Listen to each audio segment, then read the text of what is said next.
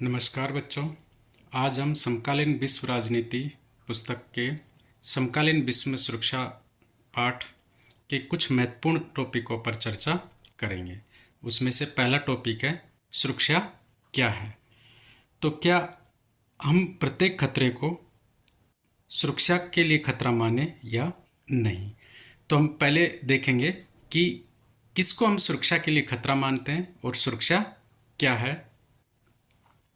तो सुरक्षा का बुनियादी अर्थ है खतरे से आज़ादी, अर्थात जब हमारे पास कोई खतरा ना हो या किसी खतरे का कोई डर ना हो तो हम अपने आप को सुरक्षित कह सकते हैं। जिस प्रकार मानव जीवन में भी अनेक प्रकार के खतरे होते हैं, उसी प्रकार प्रत्येक देश के अस्तित्व के लिए भी अनेक प्रकार के खतरे होते हैं, परंतु हर प्रकार के खतरे को सुरक्षा के लिए खतरा नहीं माना जा सकता है।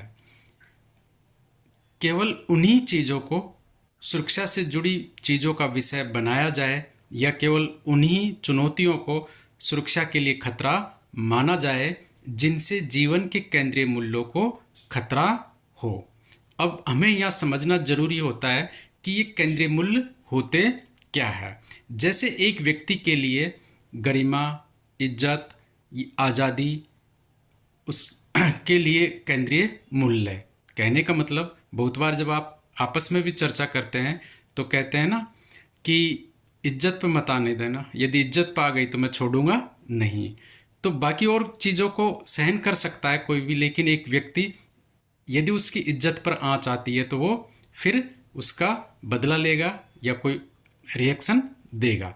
तो ऐसे ही प्रत्येक देश के लिए भी कुछ केंद्रीय मूल्य होते हैं, जैसे उस देश की एकता, अखंडता, स्वतंत्रता, संप्रभुता एवं नागरिकों की सुरक्षा बनाए रखना। अर्थात सुरक्षा का संबंध उन बड़े एवं गंभीर खतरों से है। यदि उन गंभीर खतरों को रोकने का उपाय नहीं किया गया तो हमारे केंद्रीय मूल्यों को अपूरणीय क्षति पहुंचेगी। कहने का मतलब यदि उन खतरों को नहीं टाला गया तो हमारे जो केंद्रीय मूल्य है उनको इस प्रकार की क्षति पहुंचती है कि उनको हम पूर्ति नहीं कर सकते। हमारा अगला टॉपिक है सुरक्षा की पारंपरिक धारणा। तो हमने देखा है सुरक्षा का मतलब होता है खतरों से अभाव। तो सुरक्षा को हम दो भागों में बांटते हैं, एक है सुरक्षा की पारंपरिक धारणा और एक है सुरक्षा की अपारंपरिक धारणा। तो क्या आपने कभी सोचा है कि सिर्फ सेना ही हमारे देश को सुरक्षित रख सकती है या उसके अलावा भी कुछ और करना पड़ता है।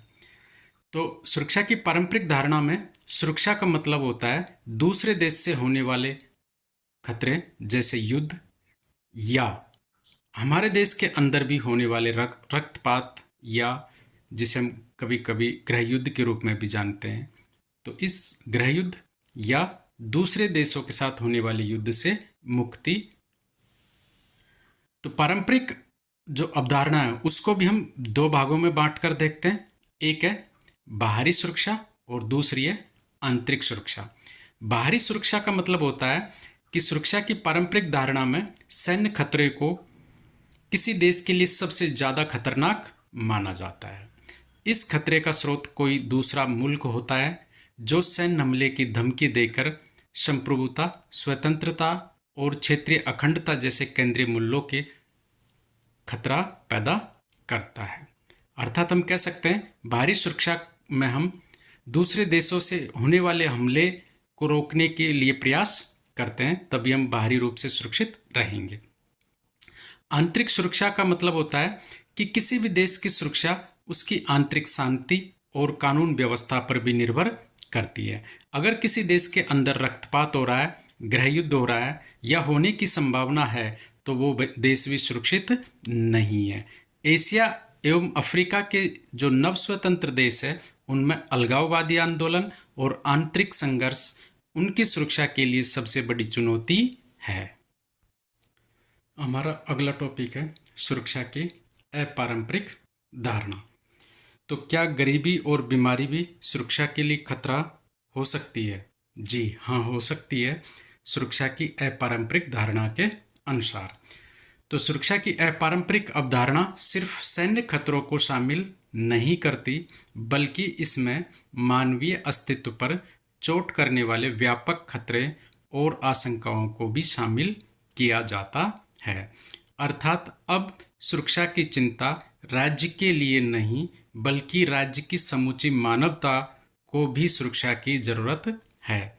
खतरों की सूची में अकाल, महामारी और प्राकृतिक आपदाओं को भी शामिल किया जाना चाहिए, क्योंकि जनसंहार और आतंकवाद साथ मिलकर जितने लोगों को मारते हैं, उससे कहीं ज़्यादा लोग अकाल, महामारी और प्राकृतिक आपदाओं की भेंट चढ़ जाते हैं।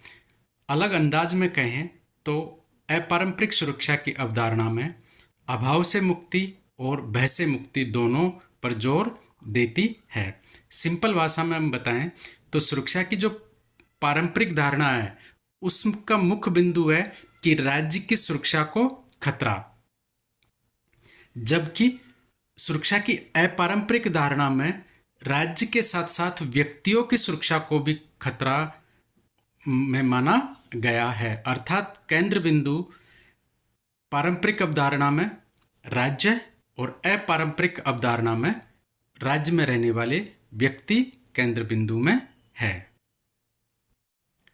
हमारा अगला टॉपिक है सहयोग मूलक सुरक्षा।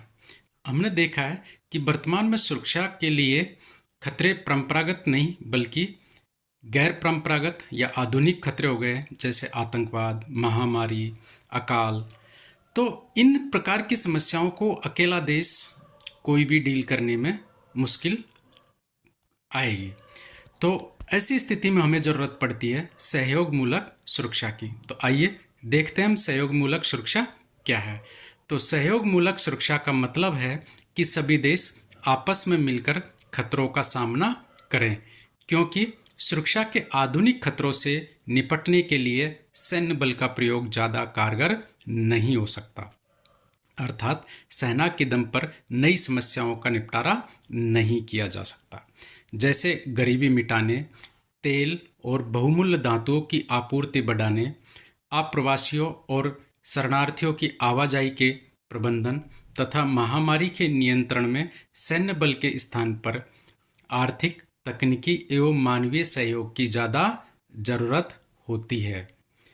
यह सहयोग द्विपक्षीय अर्थात दो देशों के बीच भी हो सकता है, क्षेत्रीय एक क्षेत्र के बीच भी हो सकता है जैसे दक्षिण एशिया, महादेशीय अर्थात एक महाद्वीप के स्तर पर भी हो सकता है, और वैश्विक स्तर का भी हो सकता है। और इनके अलावा कुछ अंतर्राष्ट्रीय संगठन भी है जैसे यूएनओ, विश्व बैंक, आईएमएफ और एमनेस्टी इंटरनेशनल जैसे संगठन भी सामूहिक सुरक्षा को या सहयोग मूलक सुरक्षा को बढ़ावा दे सकते हैं।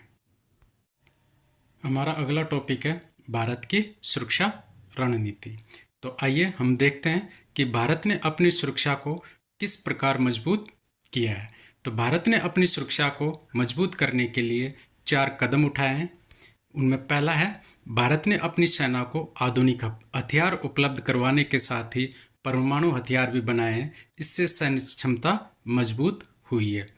दूसरा कदम है, सुरक्षा हितों को मजबूत करने के लिए अंतर्राष्ट्रीय कायदों और संस्थाओं को मजबूत किया है तथा सहयोग मूलक सुरक्षा को बढ़ावा देने पर बल दिया है। अर्थात भारत चाहता है कि अंतर्राष्ट्रीय संगठन मजबूत हो और सभी देश आपस में सहयोग करके सुरक्षा को बढ़ावा दे।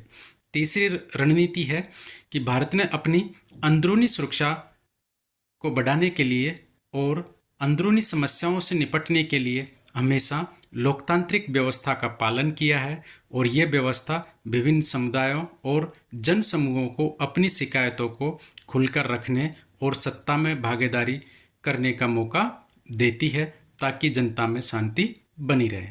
चौथी रणनीति है कि भारत ने आर्थिक विकास के माध्यम से बहुसंख्यक नागरिकों को गरीबी और अभाव से छुटकारा दिलाया है, साथ ही आर्थिक असमानता को कम भी किया है। इन चारों तरीकों से भारत ने अपनी सुरक्षा को मजबूत किया है। यदि ये वीडियो आपको पसंद आए तो लाइक करें, सब्सक्राइब करें चैनल को, और इस वीडियो को अपने दोस्तों के साथ शेयर करें ताकि उनको भी इसका फ़ायदा मिल सके। धन्यवाद।